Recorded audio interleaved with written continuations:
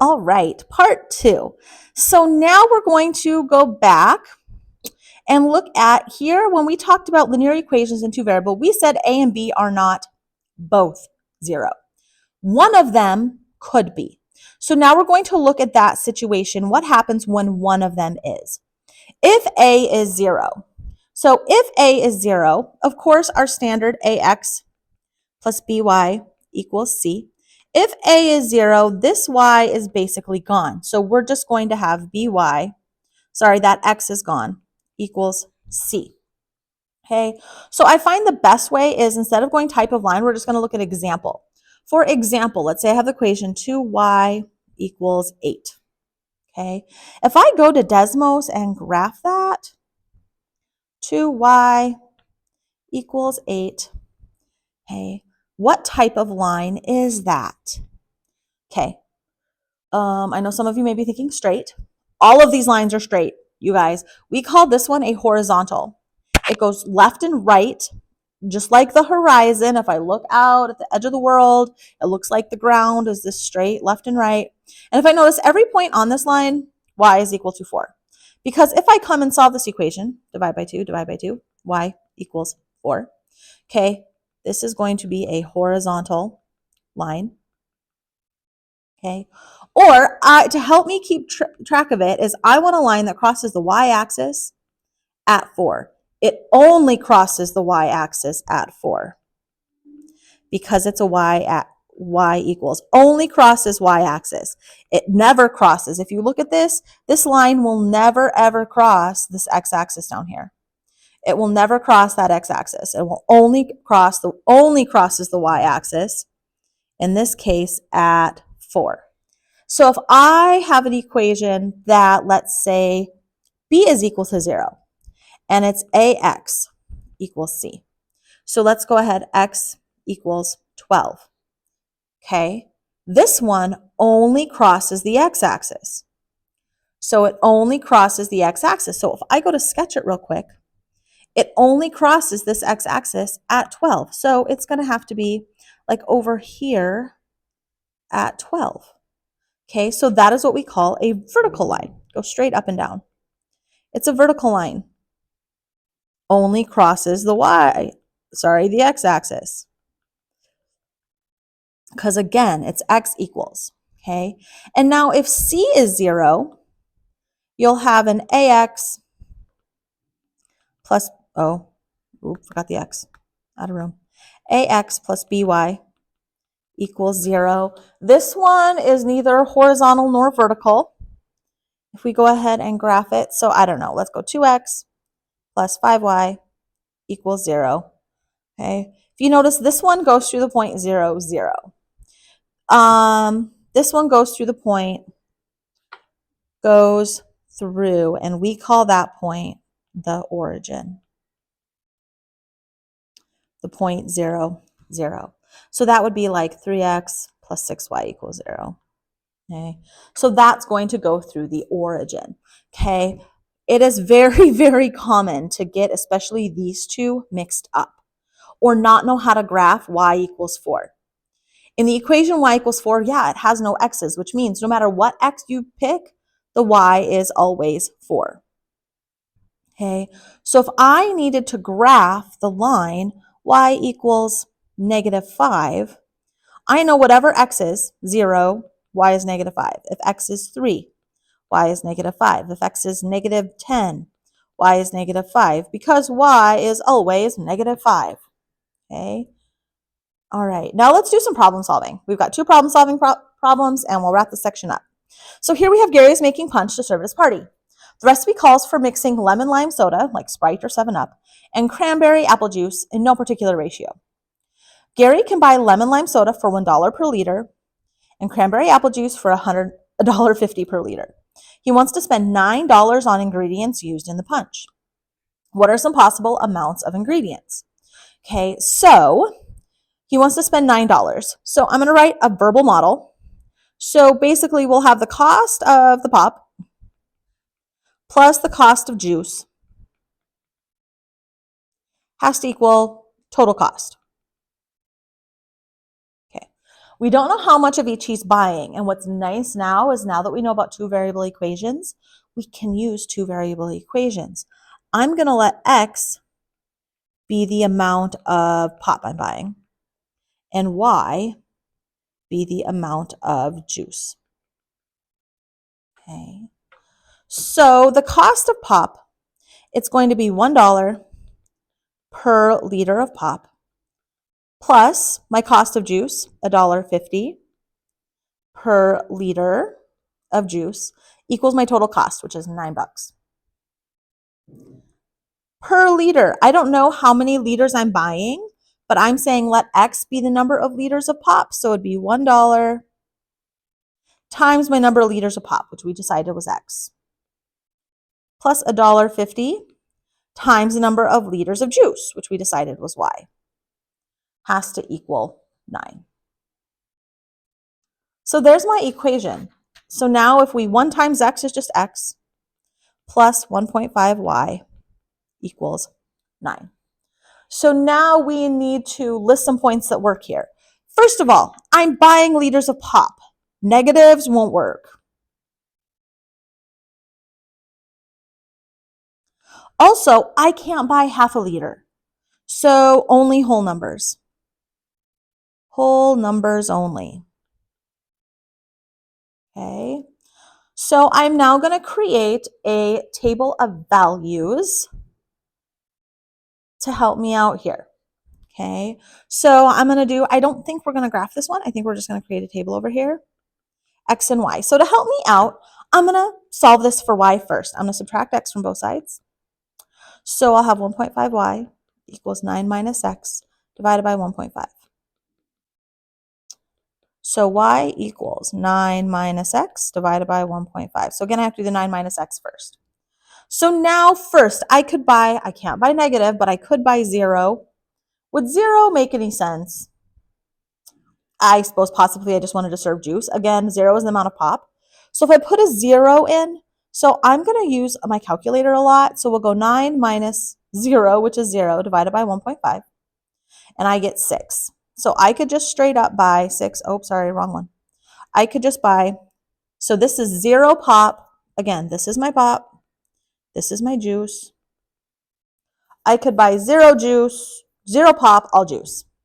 I can't use halves because I can't buy half a liter. So my next number would be 1. So 9 minus 1 divided by 1.5. So I'm going to go ahead and do it all in one problem. So I need to use parentheses, 9 minus 1. I can't buy partial pops, so partial liters. So 1 won't work. So let's go ahead and let's do 2. 9 minus 2 divided by 1.5. Nope, that won't work. 9 minus 3 divided by 1.5. 3 and 4, that would work. I could 3 and 4. 1 didn't work, so I can't buy partial liters. What about 4? Okay, we're just going to keep trying. 9 minus 4 divided by 1.5. 4 won't work. 9 minus 5 divided by 1.5. Nope. 9 minus 6 divided by 1.5. 6 and 2. Okay. 7. 9 minus 7 divided by 1.5. Think that'll work? Nope. 9 minus 8 divided by 1.5. Nope. 9 minus 10. Oh, 9 minus 9. 9 and 0. Okay. So here's all my possibilities. So I could buy, so basically all juice. I could buy 6 liters of juice. I could buy 3 pop and 4 juice. I could buy 6 pop and 2 juice. Or I could buy 9 liters of juice, 9 liters of pop. Okay, these first two would not make a punch. They would just make either I'm serving juice or I'm serving pop. So really these two in the middle would be the ones that make the most sense. 3 pop and 4 juice or 6 pop and 2 juice. I spelled juice wrong. Okay.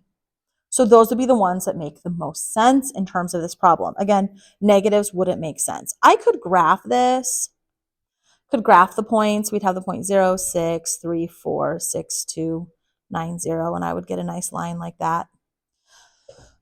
Graph those points. Again, the 0.06, so forth and so on. Hey, we're not going to spend the time doing that right now because we didn't say to graph it. What are some possible amounts of ingredients? We found some possible amounts. So we listed out 3 liters of pop, 4 liters of juice, 6 liters of pop, or 2 liters of juice. Next one. Here we have Janine is shopping for t-shirts and sweatshirts. She wants to spend $100. How many t-shirts and how many sweatshirts can she buy? Okay. So I'm going to go ahead and start with a verbal model. The cost of t-shirts plus cost of sweatshirts, I'm just going to say sweat, equals the total cost. Okay. So here we know the cost of t-shirts is $10 each. So $10 per shirt. Plus cost of sweatshirts, $20 per sweatshirt. Has to equal my total cost, which we know from up here is $100. Okay, so now we're going to start using some variables. We can use 2 variables now. So let's let X be the number of t-shirts. And let's let Y be the number of sweatshirts. So if it's $10 per shirt, I take 10 times the number of t-shirts plus 20 times the number of sweatshirts has to equal 100. So we have 10x plus 20y has to equal 100. Okay. So again, I'm going to save myself some work later on by solving for y. You could solve for x too. We just tend to solve for y. And I'll show you, we'll learn y in a minute. 100 minus 10x. I'm now going to divide by 20. Both of these divide by 20, kind of nice. I have to divide these 100 by 20 and 10 by 20. 100 divided by 20 is 5. 10 divided by 20 is 1/2. So 5 minus 1/2 x. So again, I'm going to create a table of values where x is the number of t-shirts and y here is the number of sweatshirts. Okay. Again, it doesn't make sense to buy negatives, so no negatives. I can't buy a negative shirt, and also no half shirts. I can't buy half a shirt. No half shirts. I can't have any halves. So first I'm going to start with an x of 0. So 5 minus 1/2 times 0 is 5. So if I bought no t-shirts at all, I could just buy 5 sweatshirts. Okay, what about 1 t-shirt? 5 minus 1/2 times 1. 1/2 of 1 is a half, which ended up giving me 5 minus a 1/2. That's a partial shirt. So I can't just buy 1 t-shirt or else I'd have money left over. I don't want any money left over. I want to spend all 100 bucks. So 1 won't work. What about 2? 5 minus 1/2 times 2. Half of 2 is 1, so that would be 5 minus 1 would be 4. So I can buy 2 shirts, one sweatshirt. Sorry, 4 sweatshirts. Okay, what about 3? 5 minus 1/2 times 3. 1/2 times 3 is 1.5 or 3 halves. That won't work. Okay, so what about then 4? 5 minus 1/2 times 4. That would be 5 minus half of 4 is 2, so 3. So I could buy 4 shirts and 3 sweatshirts. These are all possibilities. Okay, I don't think 5 will work. 5 will be a half. And I could be doing this in my calculator, but half is really easy to multiply by. 1/2 times 5, I get 2.5. So 5 won't work. What about 6? Oh, 5 minus 1/2 times 6 is 2. So I did the point 6 and 2. 5 won't work. 6 and 2. 7, then 8. Okay, if I hit second enter, it'll actually bring back my previous and I can change that to a 7. I can hit second, enter again, change that to an 8 or 8 and 1. So my other one is 8 and 1. So I could buy 6 shirts plus 2 sweatshirts or 8 shirts plus 1 sweatshirt. Or I could, I think my last option I think is going to be 10. 10 shirts, no sweatshirts. So those are all of my possibilities. There's a lot of them. They're all right there. 5 sweatshirts, 2 and 4, 4 and 3, 6 and 2, or 8 and 1, or 10 and 0. Okay, so many different options.